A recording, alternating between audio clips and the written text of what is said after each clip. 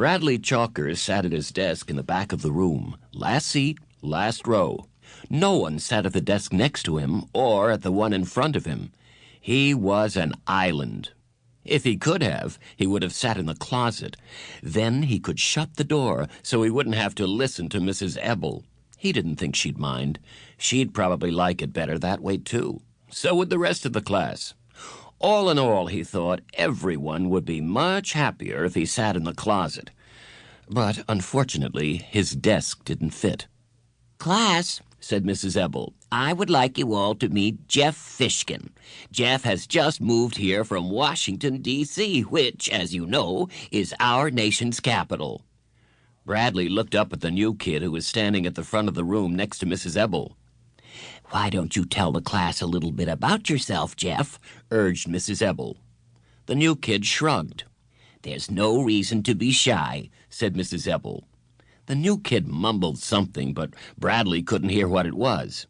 "Have you ever been to the White House, Jeff?" Mrs. Ebel asked. "I'm sure the class would be very interested to hear about that." "No, I've never been there," the new kid said very quickly as he shook his head. Mrs. Ebel smiled at him. "Well, I guess we'd better find you a place to sit." She looked around the room. I don't see any place, except I suppose you can sit there at the back." "No, not next to Bradley," a girl in the front row exclaimed. "At least it's better than in front of Bradley," said the boy next to her. Mrs. Ebel frowned. She turned to Jeff. "I'm sorry, but there are no other empty desks." "I don't mind where I sit," Jeff mumbled. "Well, nobody likes sitting there," said Mrs. Ebel. "That's right," Bradley spoke up. "Nobody likes sitting next to me." He smiled a strange smile. He stretched his mouth so wide it was hard to tell whether it was a smile or a frown. He stared at Jeff with bulging eyes as Jeff awkwardly sat down next to him. Jeff smiled back at him, so he looked away. As Mrs. Ebel began the lesson, Bradley took out a pencil and a piece of paper and scribbled. He scribbled most of the morning, sometimes on the paper and sometimes on his desk. Sometimes he scribbled so hard his pencil point broke. Every time that happened, he laughed. Then he'd tape the broken point to one of the gobs of junk in his desk, sharpen his pencil, and scribble again.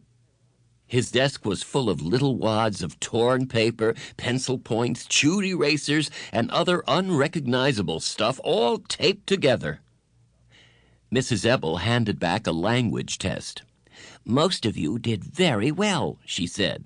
"I was very pleased. There were 14 A's and the rest B's.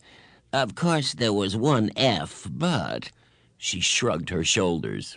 Bradley held up his test for everyone to see and smiled that same distorted smile. As Mrs. Ebel went over the correct answers with the class, Bradley took out his pair of scissors and very carefully cut his test paper into tiny squares. When the bell rang for recess, he put on his red jacket and walked outside alone. "Hey, Bradley, wait up!" somebody called after him. Startled, he turned around. Jeff, the new kid, hurried alongside him. "Hi," said Jeff. Bradley stared at him in amazement. Jeff smiled. "I don't mind sitting next to you," he said. "Really." Bradley didn't know what to say. "I have been to the White House," Jeff admitted. "If you want, I'll tell you about it." Bradley thought a moment, then said, "Give me $1 or I'll spit on you."